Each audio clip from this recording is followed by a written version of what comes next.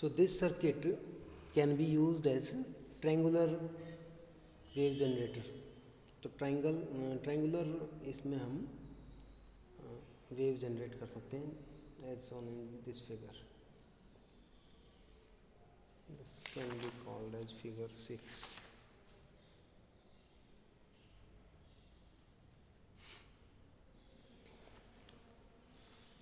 So this point A, ये जो voltage VA है, ठीक है, this is connected to two zener diodes.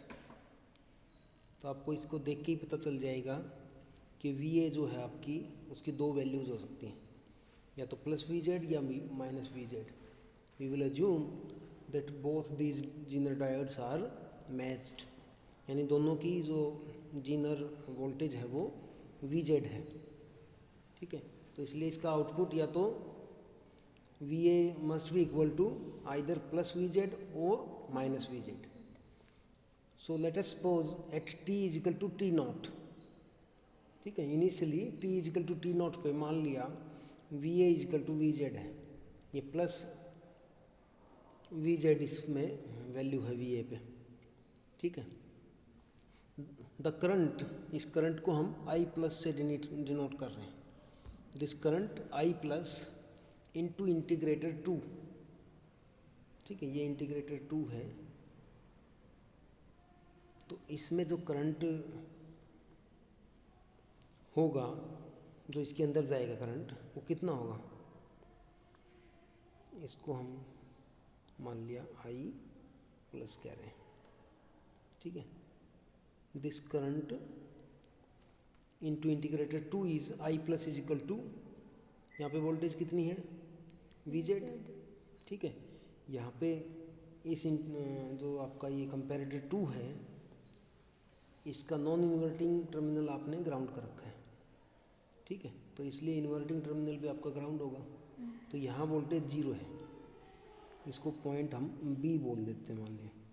तो इस B पॉइंट पे वोल्टेज आपकी 0 है, ठीक है. तो इस पे रेजिस्टेंस कितना है, R3 और R4.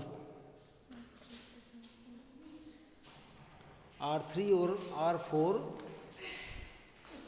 दोनों सीरीज में हैं. दैट मीन्स कि टोटल रेजिस्टेंस होगा R3 प्लस R4, और यहाँ पे करंट आपका हो जाएगा I plus is equal to VZ by R3 plus R4.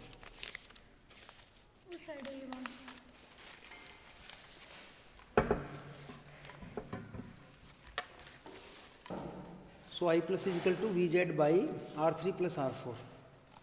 This will be the current into this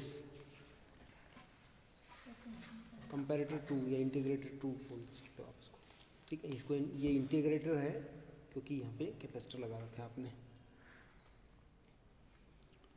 and integrator output, जो इसके आउटपुट है, आपकी फाइनल आउटपुट है V naught T becomes a negative going ramp. Negative going ramp का मतलब है कि एक डिक्रीजिंग रैम्प है. रैम्प मतलब ऐसे स्लांटिंग लाइन, ठीक है, जैसे आप ये स्लांटिंग लाइन इसमें देख सकते हो, ठीक है. तो ये नेगेटिव गोइंग रैम्प बन जाएगा, ठीक है. और उसकी वैल्यू क्या होगी, V naught T is equal to V naught T naught, यानी जो इसकी शुरुआत की वैल्यू है at time T naught minus I plus by C T minus T naught. ये कहाँ से आया, इंटीग्रेटर में यही होता है, ठीक है. इंटीग्रेटर की आउटपुट क्या होती है, यही होती है कि 1 by C integration of I nought dt, 1 by C integration of I plus dt, minus sine आ जाएगा इसमें क्योंकि इन्वर्टिंग टर्मिनल पे दे रखी है आपने ये. सो देयर और ये I प्लस क्या है, I plus is equal to VZ by R3 plus R4. R3 R4 भी आपने कांस्टेंट कर दिया और VZ भी आपने कांस्टेंट है, ठीक है. सो I प्लस इज कांस्टेंट, इसको बाहर ले सकते हो. dt का इंटीग्रेशन t हो जाएगा and that will become t minus T not. The voltage at pin 3 ये है। पहले जो आपका ऑप एम्प है इसकी जो नॉन इन्वर्टिंग पिन है इसको आप पिन 3 बोल रहे हो, ठीक है। तो इस पे आपकी वोल्टेज यूजिंग सुपरपोजिशन प्रिंसिपल वो क्या होगी, वो देखो VA आपका जो है वो VZ के बराबर है, हमने एज्यूम कर लिया है शुरू में ही, VA इज VZ। तो देखो ये जो आपका ऑप एम्प है 1, ये 2, इसका जो नॉन इन्वर्टिंग टर्मिनल है 3, ये 2 वोल्टेजेस से कनेक्टेड है थ्रू R1 और R2, through R1 and R2 it is connected to VA, ठीक है, which is equal to VZ, and through R5 this is also connected to the output V0T, ठीक है।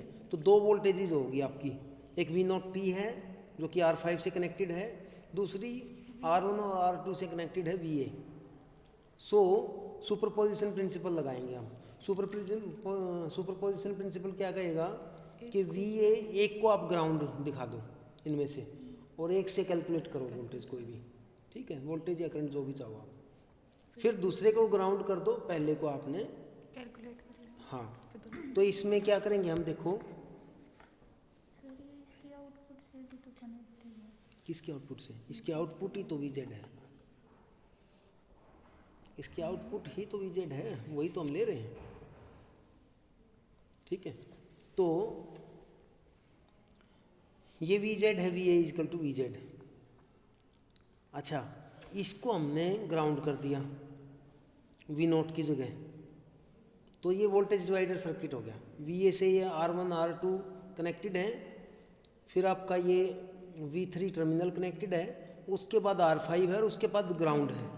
इसका मतलब ग्राउंड और R5 के बीच में जो भी वोल्टेज वैल्यू है वो ड्रॉप होगी 3 पे, समझ गए ना। तो टर्मिनल 3 पे क्या ड्रॉप होगा, जो R5 और ग्राउंड के बीच में है, ठीक है ना। इसलिए वोल्टेज डिवाइडर मेथड से क्या आएगी value, R5 divide by R1 plus R2 plus R5 into VZ, तो ये होगी। अब दूसरी वैल्यू ले लो, यानी इस VA को ग्राउंड मान लो और V0T से निकालो, तो अब क्या होगा, V0T से आपका R5 कनेक्टेड है और R1 R2 के थ्रू ग्राउंड से कनेक्टेड है। तो अब V3 पे वैल्यू क्या आएगी, जो R1 प्लस R2 के थ्रू टोटल ड्रॉप होगा वो, तो आपकी वोल्टेज आ जाएगी R1 plus R2 divide by R1 plus R2 plus R5 into V0T। When V3T goes through 0 and becomes negative, the comparator 1 output becomes VA is equal to minus VZ, ठीक है। तो ये थी जब तक आपकी VA is equal to plus VZ थी, ठीक है। अब ये नेगेटिव गोइंग रैंप है, नीचे जाता रहेगा, तो जब ये थ्रू 0 जाएगा और नेगेटिव बन जाएगा तो कंपैरेटर 1 का जो आउटपुट है वो VZ की बजाय माइनस VZ बन जाएगा, ठीक है। सो VA is equal to minus VZ at this time T is equal to T1. So in this graph when T is equal to T1 आपका जो VZ है वो माइनस हो जाएगा, VA is equal to minus VZ।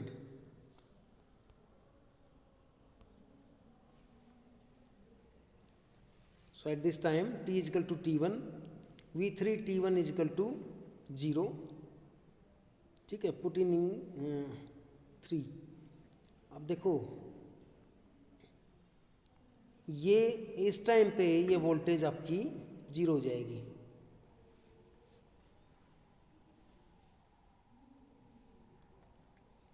ठीक है, जब ये 0 के थ्रू जा रही है, जब की बात हम कर रहे हैं, ठीक है।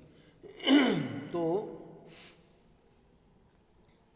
0 equal to R5 by R1 plus R2 plus R5 VZ plus इसको हमने जीरो पुट कर दिया, ठीक है। V3 जो इक्वेशन 3 थी इसमें हमने V3T1 को जीरो पुट कर दिया। इसको जीरो पुट जब करेंगे तो ये आपका नीचे R1 plus R2 plus R5 वाला फैक्टर आपस में कैंसिल हो जाएगा। आपकी उधर आ जाओ, तो आपकी ये जो वैल्यू है V0T1 is equal to minus R5 by R1 plus R2 into VZ।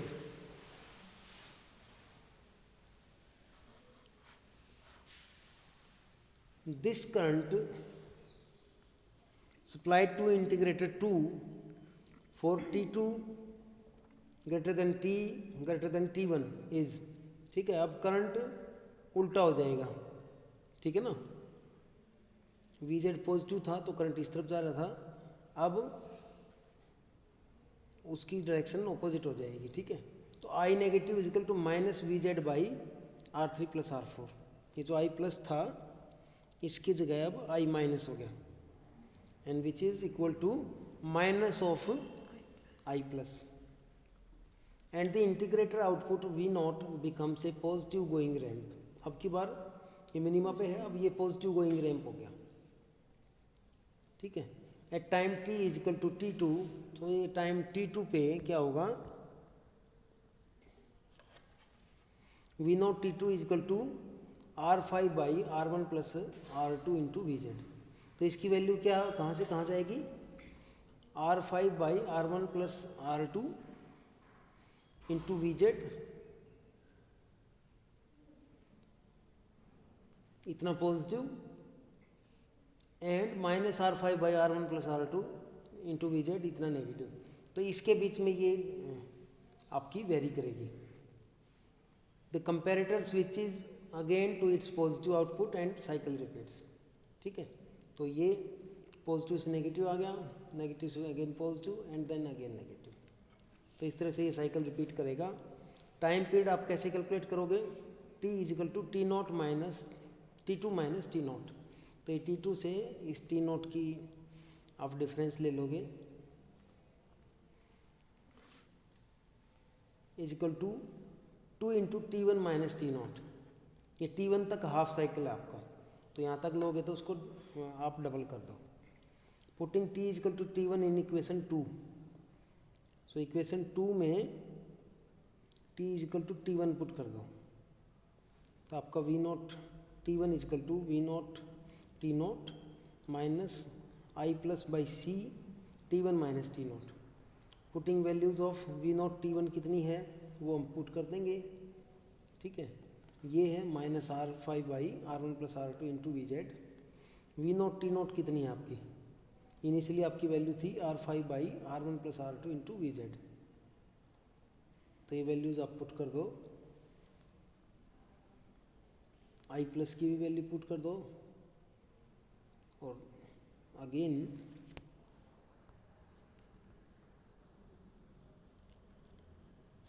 ये सारी वैल्यूज आप पुट कर दोगे, V0 T1 की भी, V0 T0 की भी और I प्लस की भी,